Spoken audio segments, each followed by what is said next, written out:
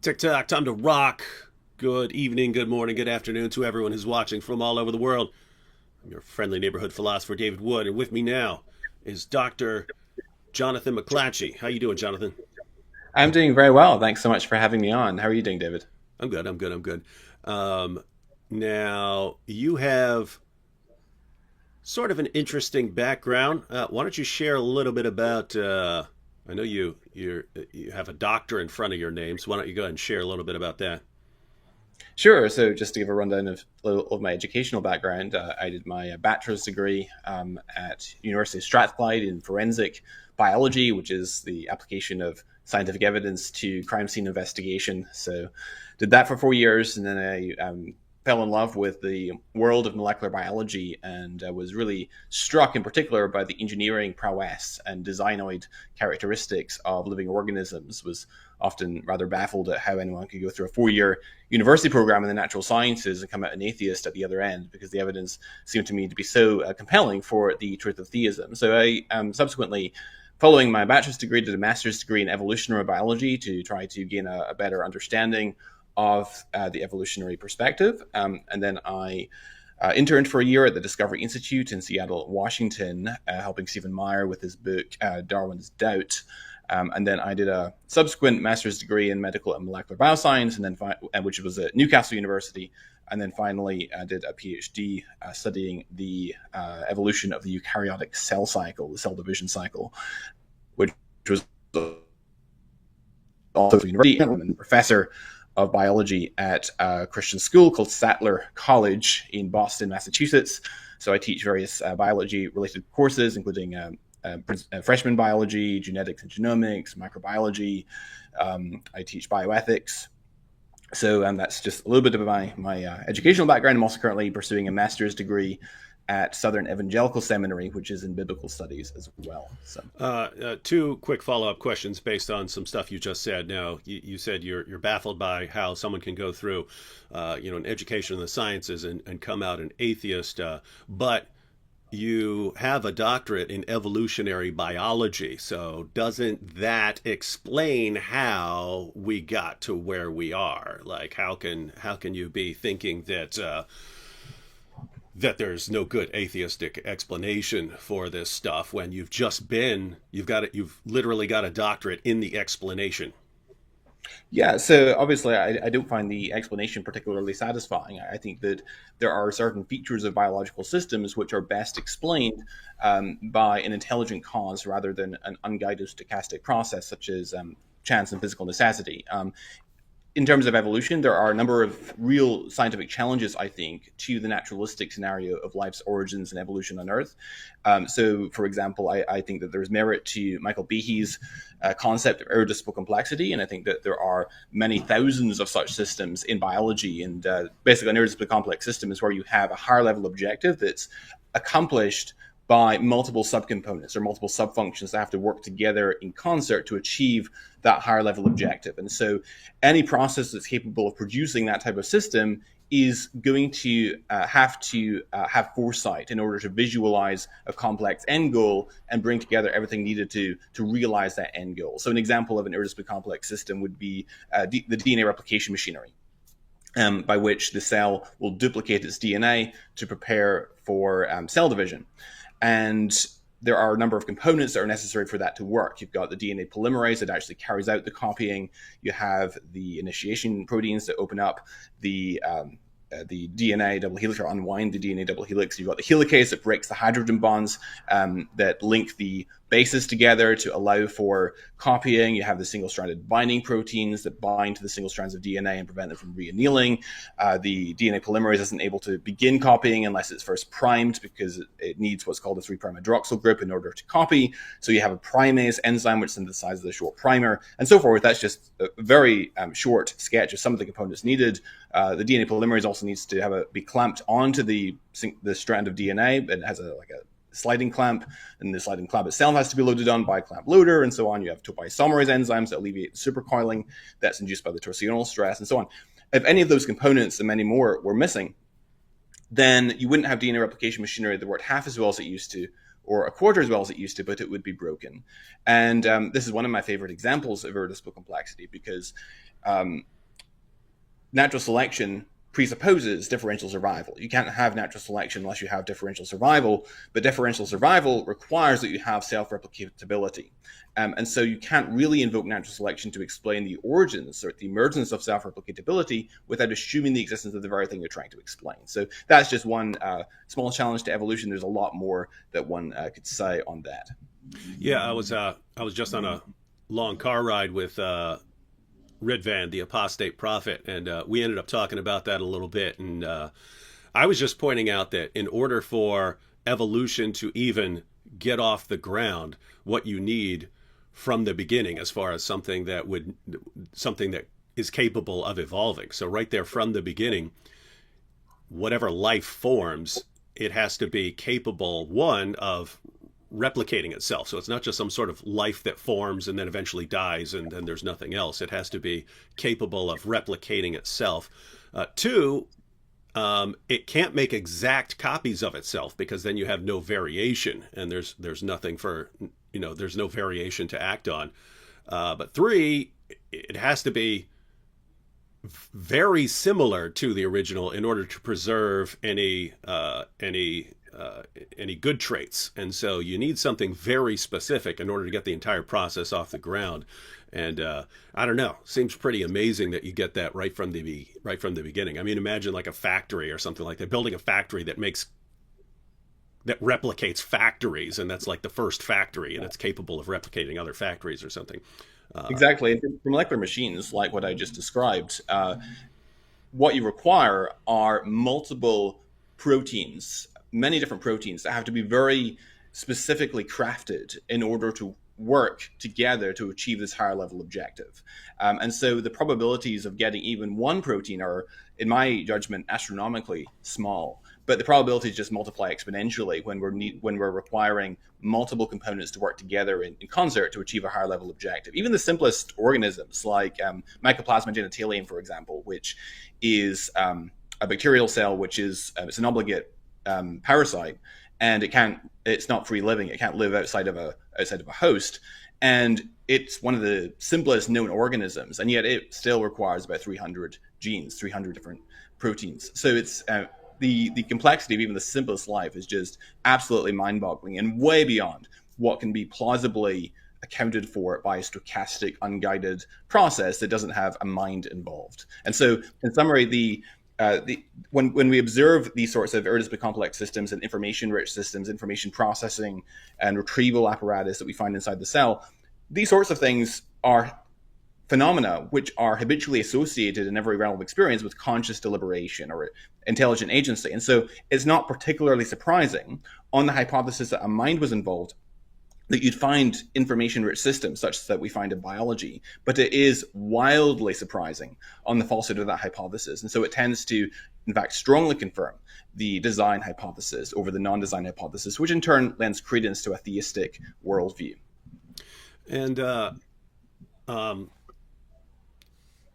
when normal people who don't have a science background hear protein, they're only thinking in terms of nutrition, right? Like, I need to get a certain amount of protein. There's a certain amount of protein in this food. If I'm working out, I need to get my protein.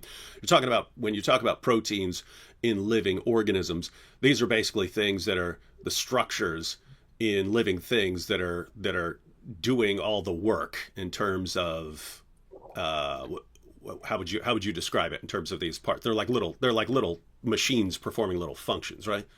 Right. So enzymes are comprised of subunits called amino acids, and basically the sequential arrangement of those amino acids will determine how a protein will collapse into a three-dimensional structure, and that three-dimensional structure will determine how the protein behaves within the cell, whether it might contribute to some biochemical pathway, or it might contribute to some larger molecular machine. So that is a function of proteins in biology. And when you talked about how improbable it is to get a protein, so amino acids arranged in a sequence, they have to be in a certain sequence in order for this to collapse into something that actually performs the relevant function. It was in Signature in the Cell signature in the cell. Dr. Myers described the probability of getting these proteins, and I forget what it's called, but there's you can actually calculate the maximum possible number of of particle interactions since the beginning of the universe. By you take the entire number of seconds from the beginning of the universe and you multiply that by the fastest possible interactions between particles. So you set the speed of light as an upper limit. So assume that every particle is interacting at the speed of light. And then you multiply that times the number of particles in the universe, and it's around 10 to the 80th power. And you get this number, and there you have the entire possible maximum number of particle interactions since the beginning of the universe. And when you get that number, and then you say, okay, here's the probability of getting a relevant medium length protein chain.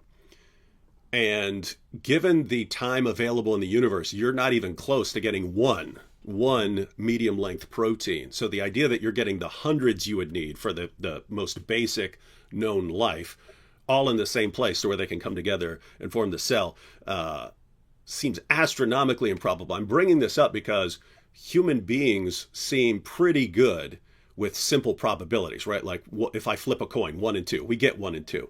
If it's rolling, some dice, we get the idea of the probability of rolling dice. Once you start getting into like your probability of winning the lottery, it's like, let's say 1 in 17 million or something like that. There we're not very good at it, and that's why people keep playing.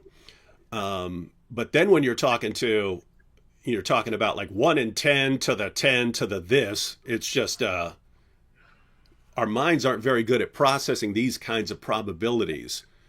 And so we think, but there's a long time in the universe, and there's a lot of space in the universe, there's a lot of stars, and therefore it could happen.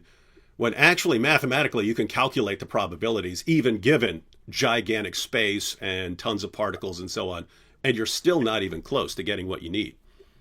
Absolutely, you're completely correct. This is what Dembski calls the universal probability bound, right? The available probabilistic resources at one's disposal. And because when you're calculating the improbability of an event, that must always be relative to the probabilistic resources at one's disposal. So, for example, an analogy I sometimes give is imagine an ATM machine. We've all used ATM machines, and let's say that you've stolen someone's bank card, but you don't know the PIN number, and you put the bank card into the ATM machine.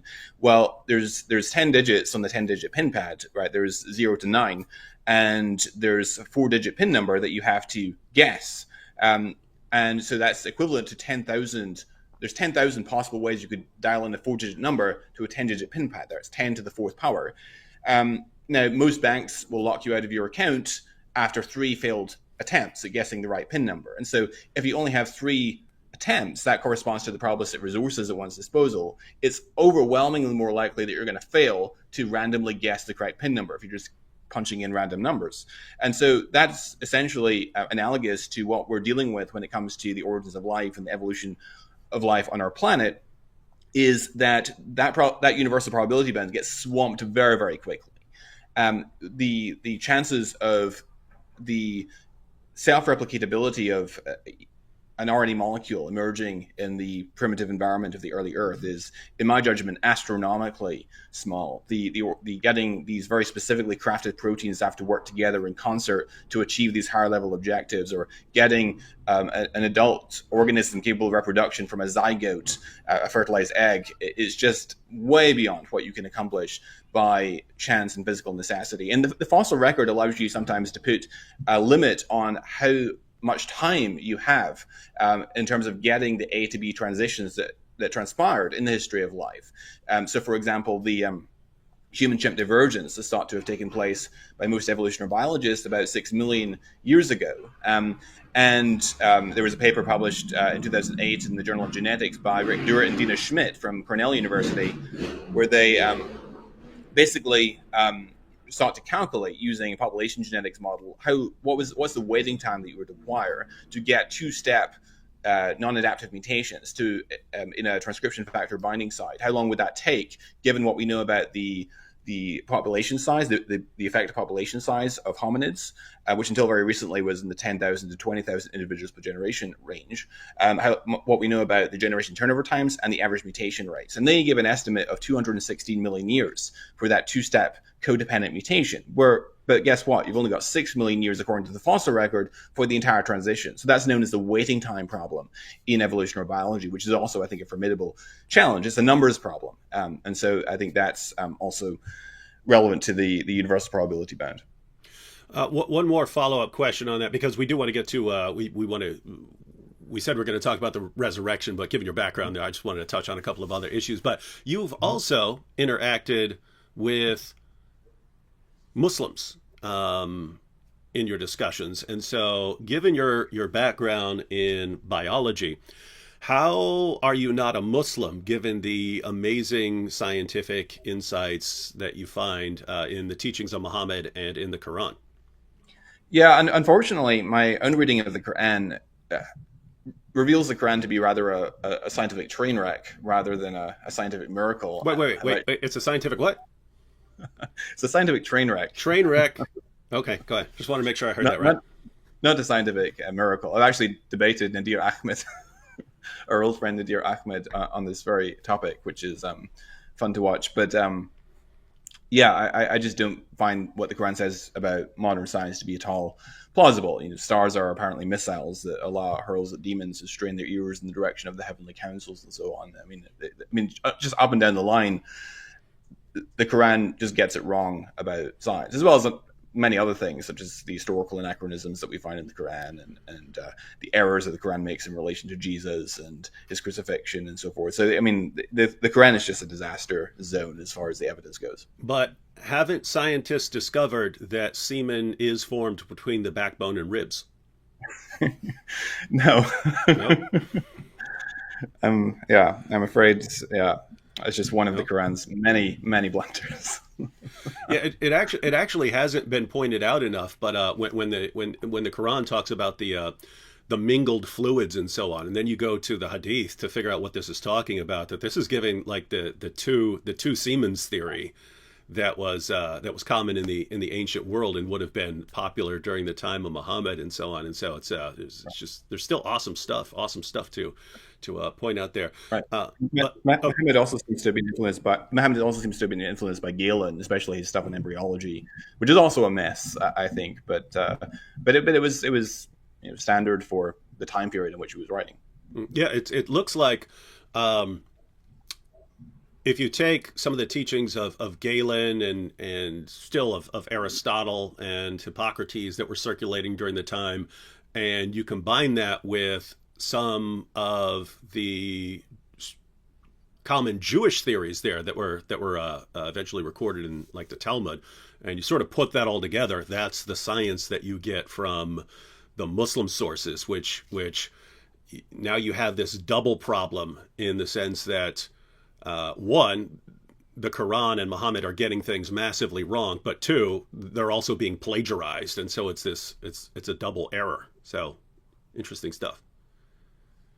All right, so that's a little bit on science. Now, I asked you what you'd like to talk about, and you mentioned the maximal data approach to the resurrection, which would be in contrast to the minimal facts approach, which is used by Gary Habermas and Mike Licona, to an extent, William Lane Craig. They all will put together sort of a short list of facts, 4 facts or 6 facts, or I think Habermas originally had 10 when he put it out, and then he added 2 more, and it was 12. And the general idea is here are facts that we have good evidence for, and that the overwhelming majority of scholars in these fields, New Testament studies or historical Jesus studies, these facts are granted by people from very diverse scholarly backgrounds, and they all grant these facts, and therefore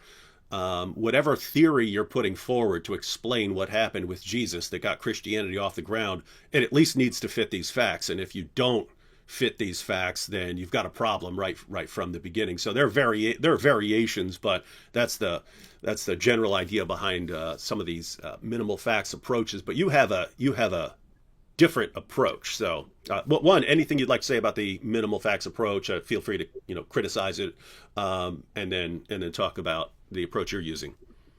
Sure. So I've long been rather critical of the minimal facts approach, and there's a number of reasons for that. One of them is, so as you rightly said, the criteria that Gary Habermas uses to adduce his minimal facts would be, number one, it has to, in Habermas's judgment, be well supported evidentially, and number two, it has to enjoy scholarly support from more than 90% of scholars across the spectrum. Now, when the first problem, that, as I see it, is when Habermas is, one of Habermas's criteria is the appearances, right? The appearances is widely accepted by more than 90% of contemporary scholars, which is to say, not necessarily that Jesus in fact appeared to his disciples, rather the apostles had experiences which they interpreted as manifestations of the risen Christ. And that is true. That is a minimal fact by Habermas's criteria.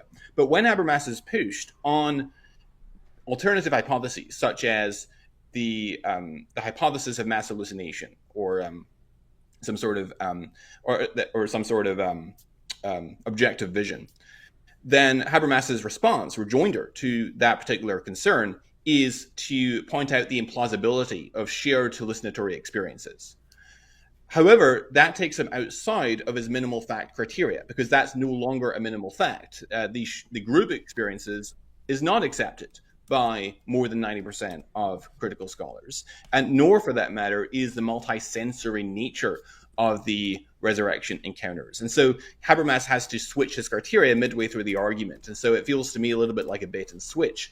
Another problem is that Habermas likes to utilize 1 Corinthians 15, 3-7, which I think does have evidential value, but I would be very hesitant to repose too much confidence on that oral creedal tradition alone. I think that the consensus of scholarship is probably correct, that 1 Corinthians 15, 3-7 is an oral creedal tradition that predates Paul's own writing of 1 Corinthians in 53 AD or thereabouts. But I think that it's no more than intelligent conjecture as to when and where Paul received that creed. So Habermas will say that Paul received that creed perhaps in Jerusalem 3 years following his conversion, when he meets with Cephas and James, according to Galatians, the very people mentioned in that creed. But I mean, that's plausible, but I don't think that it's as securely established as Habermas would like.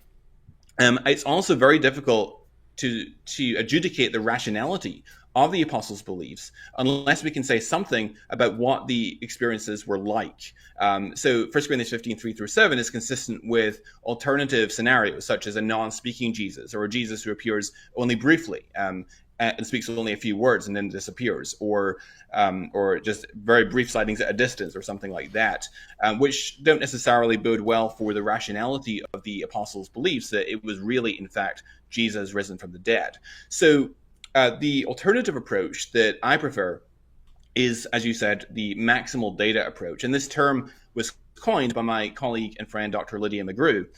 And basically, the maximal data approach asserts up front and argues for the hypothesis that the Gospels and Acts are substantially, even strongly reliable, being written by individuals who are well-informed, close up to the facts, and habitually scrupulous.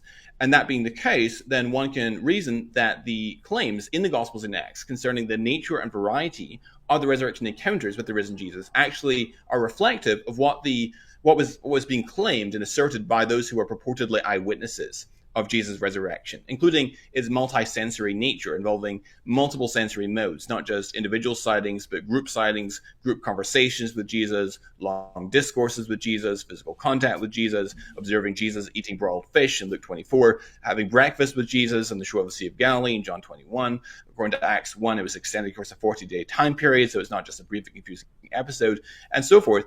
And that's a sort of set of testimonial claims about which it's very difficult to be honestly mistaken about. So when anyone makes any sort of claim, whether that be a sexual assault allegation or witness to a miracle, whatever it happens to be, there are three and only three broad categories of explanation that could explain why they made the claim. One is that they lied, one is that they're honestly mistaken, and one is that they're actually correct in their claim. And when we look at the nature and variety of the resurrection encounters in the Gospels, we find that it's very difficult to conceive of them being honestly mistaken. Another line of evidence, by the way, against them being honestly mistaken is in 1 Corinthians 15. Paul mentions that Christ is the first fruits from among the dead. And what he means by that is that Christ is the fulfillment of the first fruits feast, just as the first fruits in Leviticus 23 was the guarantor of the remainder of the harvest being delivered. So likewise, Christ is the first to be raised to glory and immortality ahead of the general resurrection at the end of the world. And according to Leviticus 23, the day on which the first fruits feast is to be commemorated is the day following the first Sabbath following the Passover, which would make it the Sunday. And so it's quite striking then that Jesus, in fact, does rise from the dead on the day that coincides with the Feast of First Fruits. That points to design rather than just being happy coincidence, either design on the part of the Gospels, according to all four of which Jesus rose on the Lord's Day, the first day of the week, the Sunday, or it arises by design on the part of God himself. And so, again, pointing away from the hypothesis of being honestly mistaken. And then we've now redistributed the probabilities between two remaining contending hypotheses, namely Jesus in fact rose from the dead, or alternatively, that they lied about it. And when one studies the context of the apostolic claim, we find that the apostles were voluntarily willing to undergo and endure sufferings and labors and dangers and hardships and persecutions and toils, and in some cases martyrdom, on account of their testimony of Christ risen from the dead. And so that goes a long way towards establishing their sincerity in making the claim that Jesus had risen from the dead. And then you've also got other evidence as well that also corroborate that, such as the utilization across all four Gospels of women witnesses as the chief discoverers of the empty tomb and so forth, recognizing if they are making stuff up deliberately, by virtue of the fact that in first century Israel, which was a patriarchal society, the testimony of a woman was worth a fraction of that of a male witness and so forth. And so by reducing very, very dramatically the plausibility of those two contending alternative hypotheses or categories of explanation for the resurrection claim, namely that they were honestly mistaken or that they lied, you in turn redistribute the probabilities to render the hypothesis that God in fact raised Jesus from the dead as the most probable explanation of the pertinent evidence. Does that make sense? Yeah. Let me give an actual example. So first, you're pointing out that if someone is making a claim about something that happened, it's possible that the person is lying. It's possible that the person is mistaken, not deliberately lying, but is just mistaken, believes it, but is wrong. And then there's the idea that the person is telling the truth. But there's actually a quick example here from over in the chat. So forgiveness with Allah is trying to argue that is over in the chat, trying to argue that Rebecca was 3, so his God and his prophet affirmed the inspiration, preservation, and authority of the Torah, including the book of Genesis, and yet forgiveness with Allah is trying to convince everyone that it's okay to marry and have sex with a 3-year-old girl, as an indirect way of defending Muhammad's relationship with a 9-year-old girl. And he wants everyone to believe in his religion so that we can all, I guess, marry 3-year-old girls or something like that. But he lays out his points here. He lays out his points defending it, expecting no one to actually look up any of these points. But I've seen these a million times before, and I've made videos on these. But look at what he says here. Because here's the thing, ladies and gentlemen. The Bible never mentions the age of Rebecca. It only says that she's a young woman. It repeatedly calls her a young woman. And so you need to basically tie together different dates in the Bible to try and get something, to try and get an age for her. And when you look at the Muslim attempts to do this, they always include a lie. Always. There's always some bridge, and they hope no one will look at it. So look at what we have here. Point 3. This is what supposedly ties everything together. The incident on Mount Moriah, Genesis 22, and the birth of Rebekah happened at the same time. Really? Really? When Isaac was 36 or 37 years old, same time when Sarah died, and he gives Genesis 23, 1 through 3. Now, matter of fact, just to be quick, because this does actually illustrate your point. Let's read Genesis 23, 1 through 3. So look, ladies and gentlemen, we're looking for a defense of the claim that the birth of Rebekah happened at the same time as the incident on Mount Moriah. You need that in order to get the dates here. Here's the source. Sarah lived 127 years. These were the years of the life of Sarah. And Sarah died at Kiriath Arba, that is Hebron, in the land of Canaan. And Abraham went to mourn for Sarah and to weep for her. And Abraham rose up from before his dead and said to the Hittites, and then it goes on into verse 4. So, ladies and gentlemen, three possibilities here, as Jonathan was pointing out. So, one, forgiveness with Allah is lying to us. Two, he's trying to tell the truth, but he's just getting it wrong. Or three, he's correct and he's not. So we can throw out the third option because he's not correct.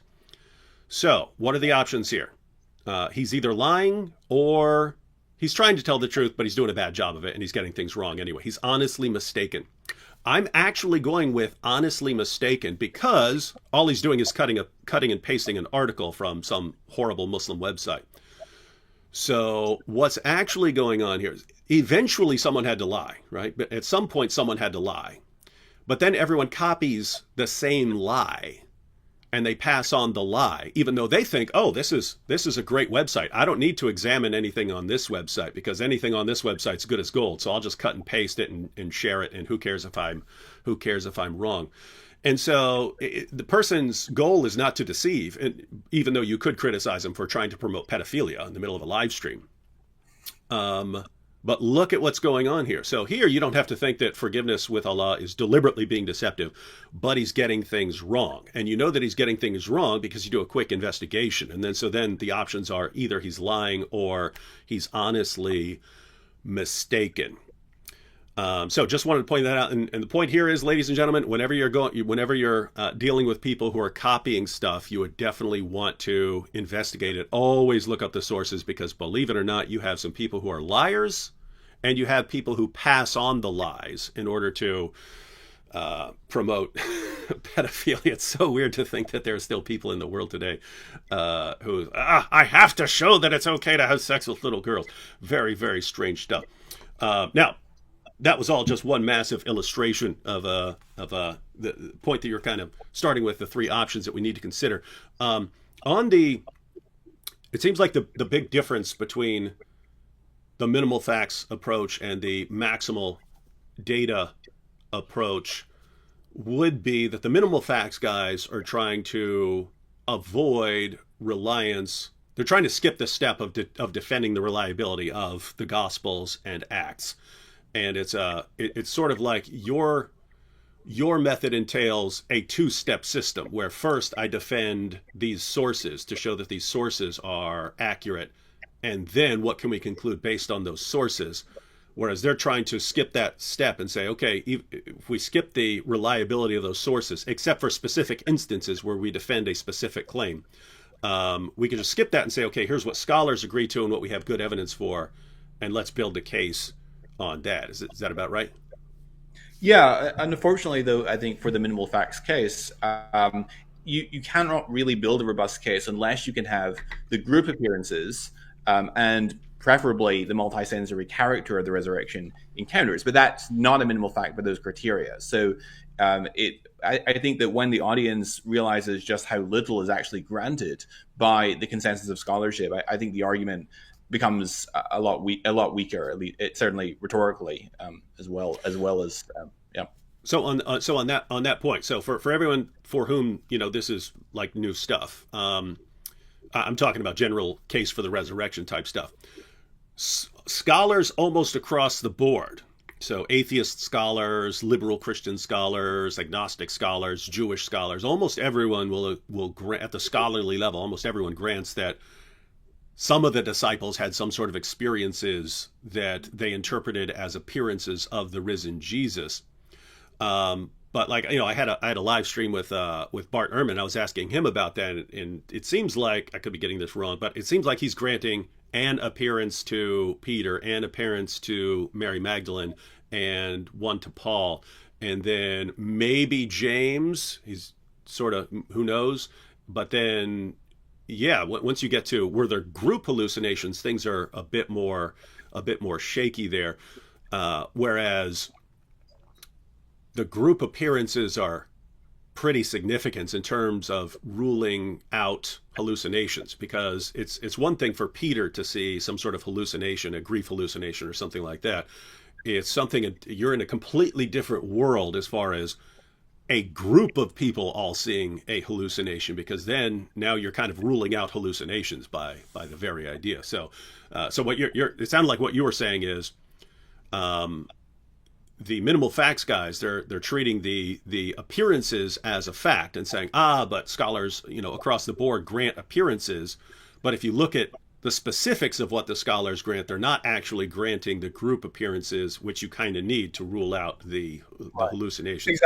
Exactly. And also another feature of Habermas's work, which I have problems with, is that he doesn't carefully distinguish between a scholar that might give a wholehearted endorsement of a particular fact versus one that says, yeah, it's slightly more likely than not, or somewhat plausible. And without making those distinctions, I think that also has the potential, unfortunately, to mislead.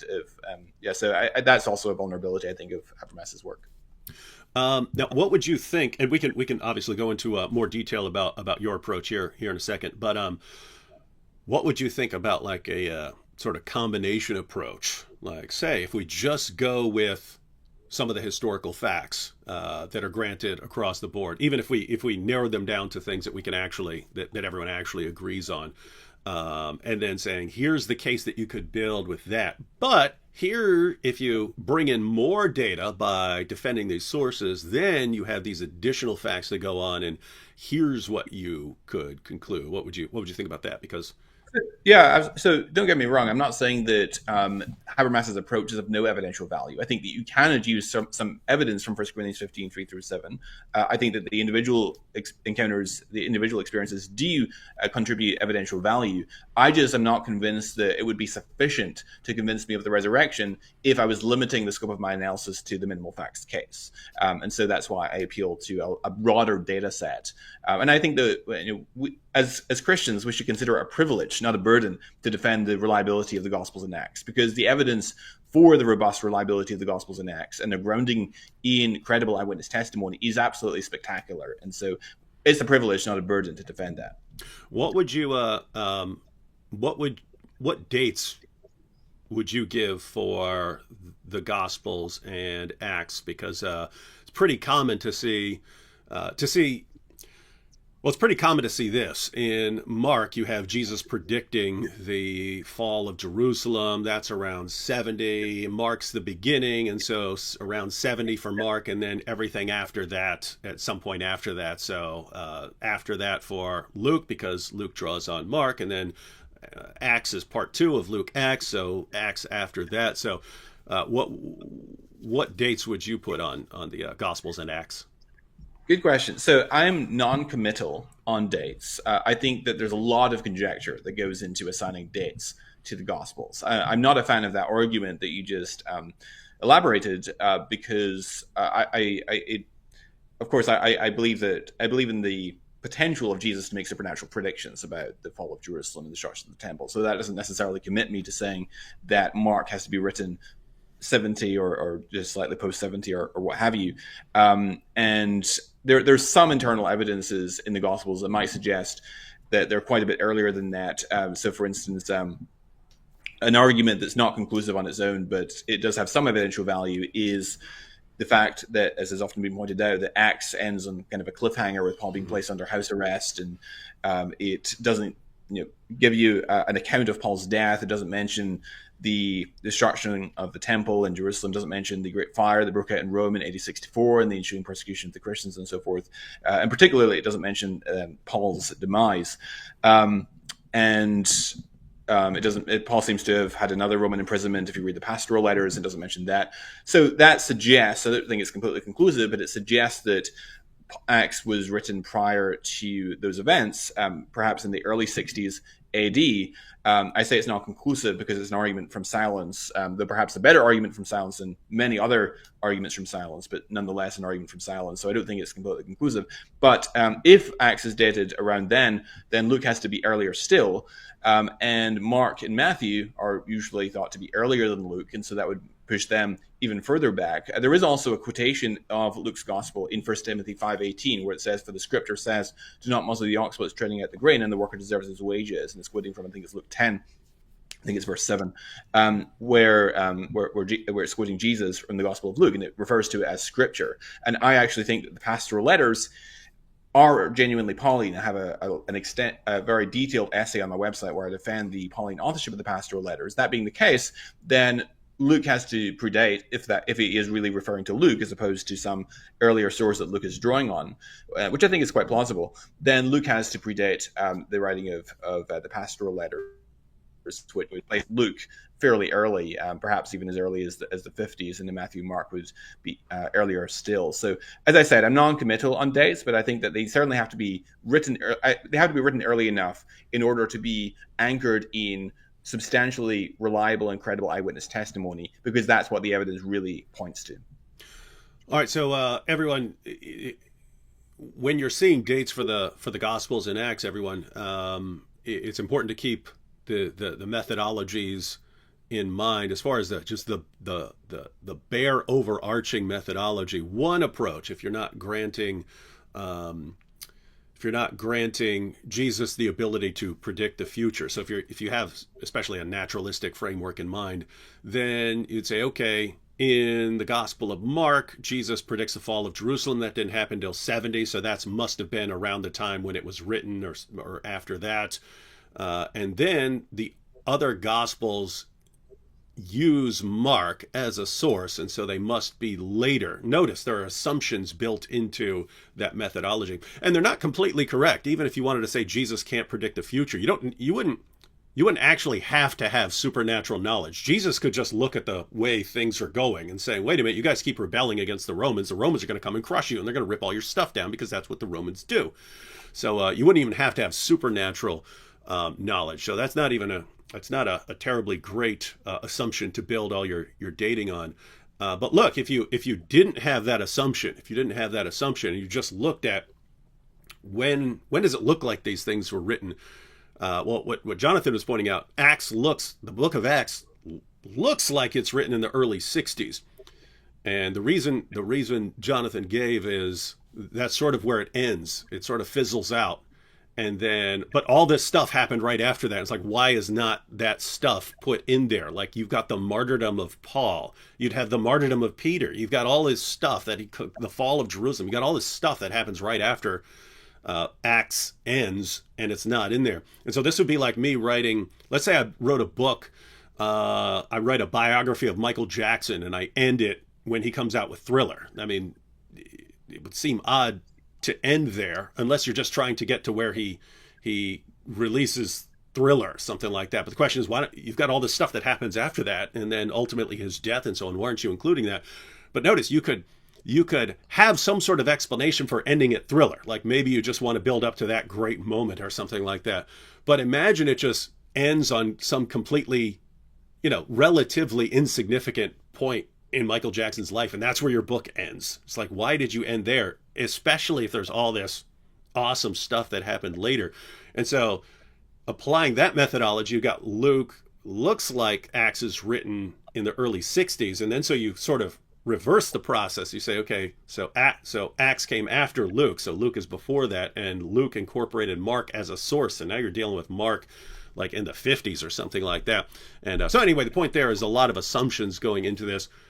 Jonathan has pointed that his methodology doesn't rely on specific dates. They just need to be early enough to where they're giving accurate information. So where would you like to? We got about 15 minutes left. Where would you like to go in terms of you could give more because you seem to have a two-step process: defend the sources, then what you can draw and gather from those sources and build your case there. Do you want to talk more about details that you can know given the reliability of the sources, or more on the reliability of the sources? Let's give a few examples of evidences that we can adduce to corroborate the grounding of the Gospels and Acts in reliable eyewitness testimony. So let me give you just a couple of examples from the Gospels and a couple from Acts. So to take a couple of Gospel examples, only resurrection of Jesus is that's found in all four Gospels is the feeding of the 5,000 miracle. And if we go over to John chapter 6, we have John's account of the feeding of the 5,000 miracle. And in verse 5, it says, lifting up his eyes then and seeing that a large crowd was coming toward him, Jesus said to Philip, where are we to baptize so these people may eat? And that raises a question immediately in the mind of the attentive reader. Why does Jesus turn to Philip here in particular? Why not, say, Judas Iscariot, who's in charge of the money bag or something like that? Well, if we go over to chapter 12 of John's account, this is in an unrelated section of John's Gospel, 6 chapters later, a different Passover feast. And it mentions in verse 20 that there were some Greeks at the feast of Passover who wanted to talk to Jesus. So they came to Philip, who was from Bethsaida in Galilee, and asked him, Sir, we wish to see Jesus. And so adds in parenthesis here that Philip was from the town of Bethsaida, very casually brought in to the account. Now, if we go over to Luke's account, which is the parallel of the feeding of the 5,000 miracle, in Luke chapter 9, we learn that the event of the feeding of the 5,000 actually takes place in Bethsaida. That's in verse 10. On the return, the apostles told him all they had done and taught, all they had done, and he took them on the drew part to a town called Bethsaida, and that's where the feeding of the 5,000 takes place. And so by extracting information from John's account in John 6, from John 12, and from Luke 9, we can build a complete explanation for why Jesus might speak to Philip in John 6:5, because he's a local guy. He knows where the shops are to buy bread. But that's not something that's spelled out explicitly for the reader. One has to do the detective work of putting those puzzle pieces together, and that sort of casual interlocking, or this artless dovetailing, this undesigned coincidence, is rather surprising on the work of historical fiction, but is not hugely surprising if this is genuine historical reportage. Now, there's also an account of this miracle in Mark chapter 6. So Mark tells us in Mark chapter 6 and verse 31, he said to them, come away by ourselves to a desolate place and rest a while, for many were coming and going, and they had no leisure even to eat. And so it gives you a picture of the hustle and bustle of the place. It's very busy. They can't find leisure to eat their lunch. And so Jesus has them come away to a deserted area to eat. But unfortunately for them, the crowds follow.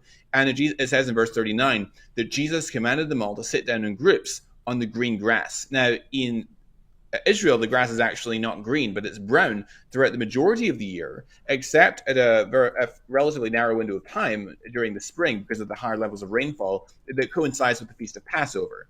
Now, when we go over to John's account, John does not mention the people coming and going, indicating how busy it is. He also doesn't mention the green grass, but he does mention in verse 4 a detail that's not found in Mark, namely that the Passover, the feast of the Jews, was at hand, which then illuminates and corroborates Mark's gospel. So that's that's two examples of one species of evidence that corroborates the grounding of the Gospels in testimony of individuals who are close up to the facts and well informed. An example from the Book of Acts. One second.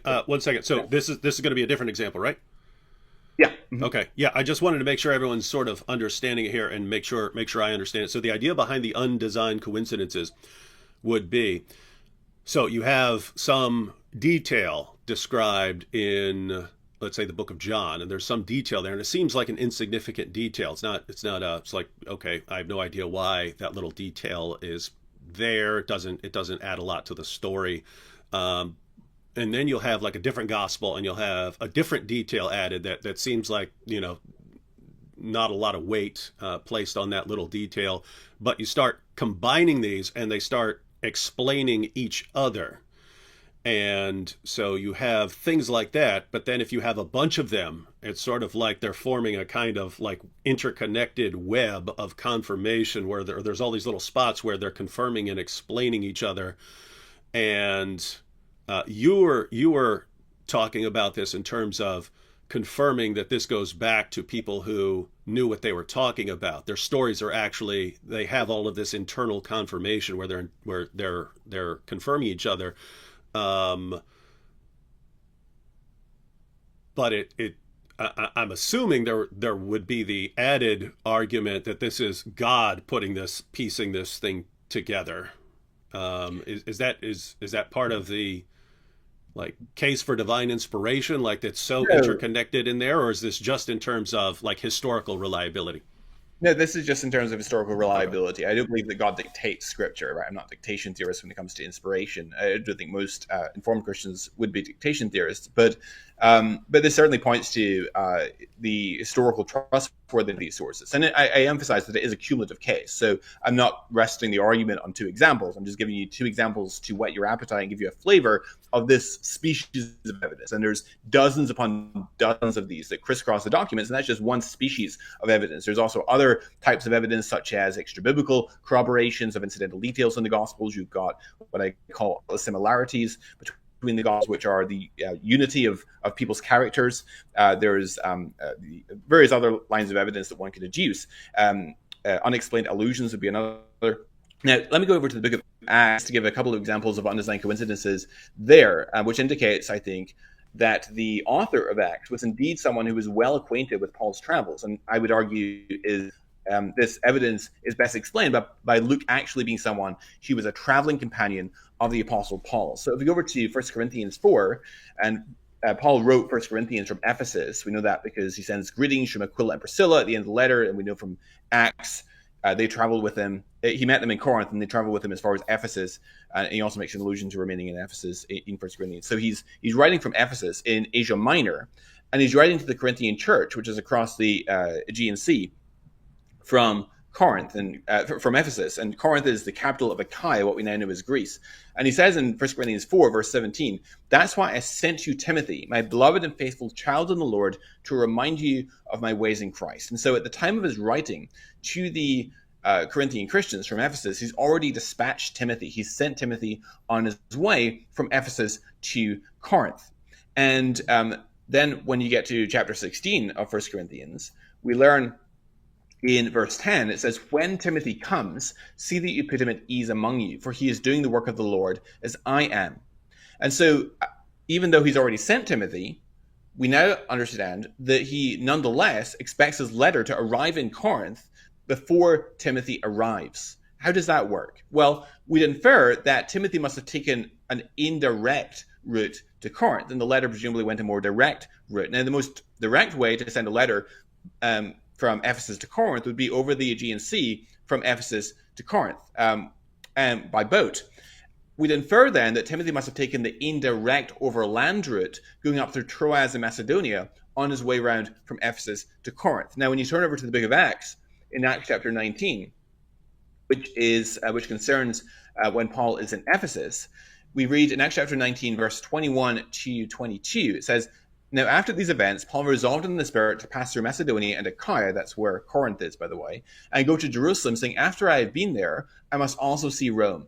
And having sent into Macedonia two of his helpers, Timothy and Erastus, he himself stayed in Asia for a while." So Paul remains behind in Ephesus, and he sends Timothy up through Macedonia, exactly as you would expect, given those clues in 1 Corinthians. But it doesn't even mention that Corinth is the destination of Timothy, but it fits in an artless and casual and undesigned way. Notice also that Timothy's traveling companion on this expedition is Erastus. Now, Erastus, we learn from Romans 16, was actually the city treasurer of Corinth. 2 Timothy 4 also mentions Erastus remaining at Corinth. And so Corinth is Erastus' hometown. So it's quite fitting then that Timothy should be traveling with Erastus. Erastus, actually, we have archaeological evidence for, because there was a pavement slab recovered from the ruins of ancient Corinth that mentions that Erastus laid down this pavement at his own expense, right? He paid the expense of this pavement.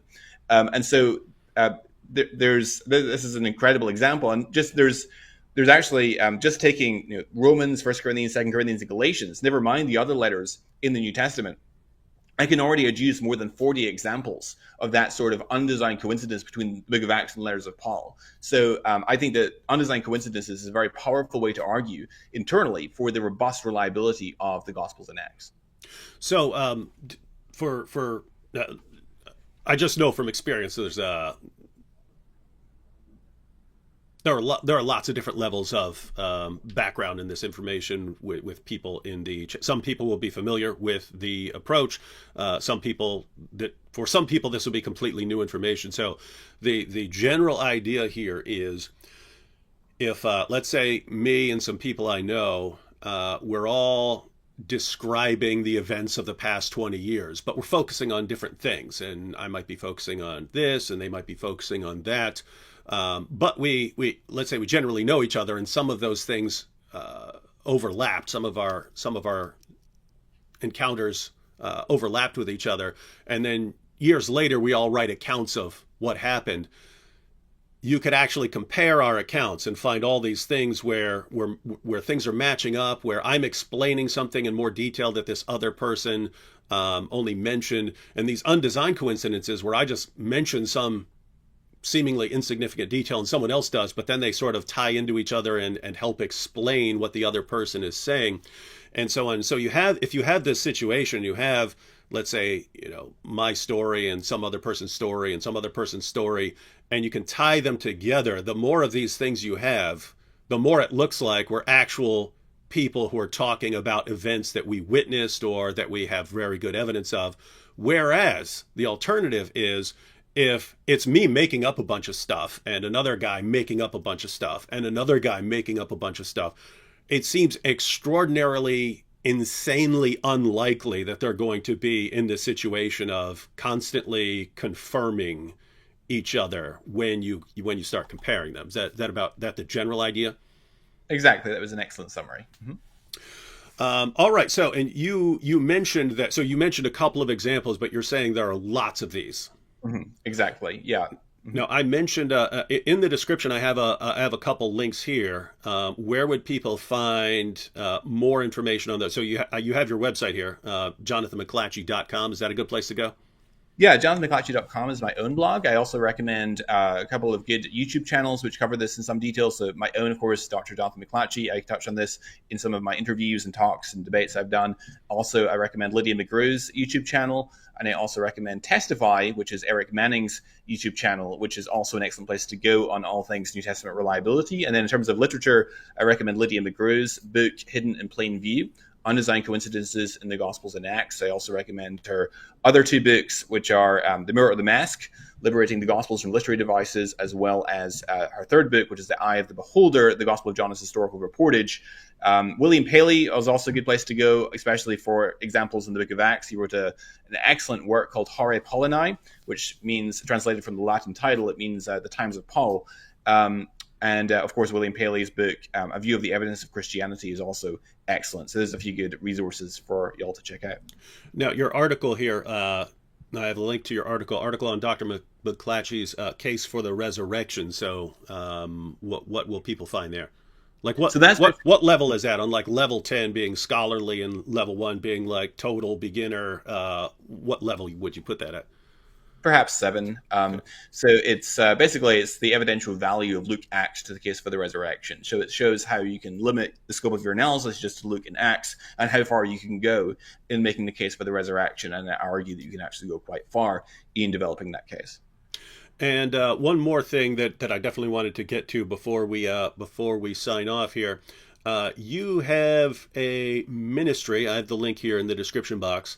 Talkaboutdoubts.com. So tell us about that. Yeah, so talkaboutdoubts.com is a ministry that I launched in December of this last year in 2021. It's basically a spin-off of something I'd been doing on my own personal website since 2016, which was mentoring Christians who have doubts concerning the veracity of the Christian faith, of the gospel. And so basically, since 2016 on my personal website, I've had a form that people could fill out, and then I would set up a one-on-one Zoom call to talk with them about their doubts. And it's been a long-standing passion of mine, and I've long been fascinated about why people leave Christianity, and I love to talk to people that wrestle with doubts about their faith. And so more recently in 2021, I decided to launch this new ministry called talkaboutdoubts.com, where I would bring together and assemble a team of scholars and experts and thinkers who are willing to do private Zoom calls with Christians who are wrestling with intellectual doubts, as well as ex-Christians who want to explore whether there might be a rationally honest way back to faith. And so we have currently over 50 scholars on our team. Some of these scholars will be well known to your audience, I'm sure. We've got people like Dr. Timothy McGrew, who's a professor of philosophy at Western Michigan University. We have people like Dr. Max Baker-Heitch, who's a philosopher at University of Oxford, excellent thinker. We have Dr. Stephen Myers, a Cambridge-trained philosopher of science. We've got we've got Dr. Titus Kennedy from Biola University. He's an biblical archaeologist who specializes especially in the Old Testament, though he's also written a book now on the New Testament archaeology. So we've got archaeologists, New Testament scholars, Hebrew scholars, like we've got C. John Collins, for example. We've got Old Testament scholars, New Testament scholars. We've got philosophers, biochemists. We've got psychologists and therapists and pastors that are able to help out in particular on people's emotional doubts as well. And we also have now just launched a new branch of this ministry, which is a Discord community for people who are former inquirers of talkaboutdoubts.com, which helps us to stay in touch and continue to mentor and disciple Christians who are struggling with doubts. And we also host weekly hangouts on Zoom, which are on Tuesdays at 9 p.m. for people who are 9 p.m. Eastern for people who are former inquirers of talkaboutdoubts.com. And we are planning to launch a series of weekend retreats as well for Christians who are struggling with doubts concerning the veracity of the Christian faith. So that's a little bit about talkaboutdoubts.com. So again, because there's kind of a big problem here that I see over and over and over again when I hear from or when I talk to someone who grew up as a Christian and then eventually left Christianity in college or something. I see this repeating story over and over again. Then I asked my mom about this issue and my mom couldn't answer me. So I realized that Christianity doesn't have answers for this, right? I see that, or I asked my pastor and he couldn't explain this to me. So I realized that this isn't true. And normally I'm thinking, well, if your mom can't answer this, it's possible that it's because there's no explanation for this. But why, in the name of common sense, would you think if your mom can't answer something that there's no answer for it? So what you're saying is you guys are you're filling this need by saying, okay, we've got experts in various fields, and so someone would go to the website, someone who's struggling with doubts, and saying, I really saw this. I was watching this Richard Dawkins video and he said this and it really makes sense, and so I'm doubting my Christianity. You're saying they would go to your website, they would fill out something that basically explains what their doubts are, and that you would match up with a person who would be well informed in that field to talk to the person about the issues that are bothering them.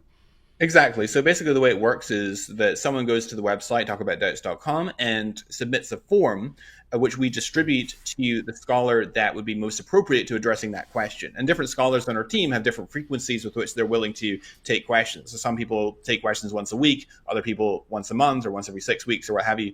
And so we distribute that to one of our scholars, and then that scholar will get in contact with that individual directly and schedule a Zoom call. And that could be a one-on-one call or sometimes a two-on-one call. And then we often do follow-up. It's not uncommon for us to do multiple calls with people and to continue the relationship and to help them to work to not only address their doubts, but also to develop protocols for working through doubts in an intellectually responsible and honest way. So we help people, for instance, to distinguish between a question versus an objection. Not all questions are objections, but a question can be made an objection by adding additional premise, either that we do know the answer and it entails some sort of internal inconsistency or is at odds with empirical evidence, or we don't know the answer and that entails that. And if Christianity were true, we should expect to know the answer. Short of that additional premise, the question is only a question. We also help people to distinguish between low stake versus high stake objections. An objection to, for instance, a lot of people who are deconverts grew up in a very hyper conservative, rigid, fundamentalist background, and basically equated Christianity with adherence to the idea that the earth is 6,000 years old. And I would consider that more of a low stakes objection, because there are alternative, hermeneutical frameworks for understanding the early chapters of Genesis, which are quite consistent with an old earth paradigm or perspective. So one could very well, I would argue, it's more rational to revise one's theology in cases like that, rather than ditch Christianity in toto.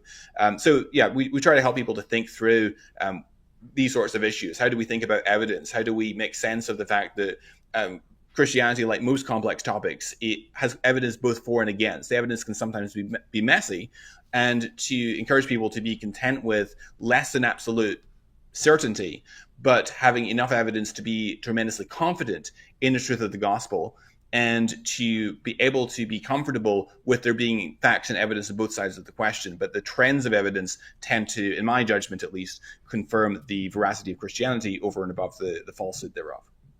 All right, well, that sounds like a very, very significant and much needed ministry today. In fact, I might want to, for people who don't, some people don't watch long live streams and so on, but remind me if I forget, Jonathan, but I like to make a commercial for that, just a nice little commercial at some point, pointing people to that ministry, just so, well, it's important just not for people who have doubts, but it's important for, parents and friends and so on to know where to go if, someone comes up to them and says, hey, this has really been bothering me.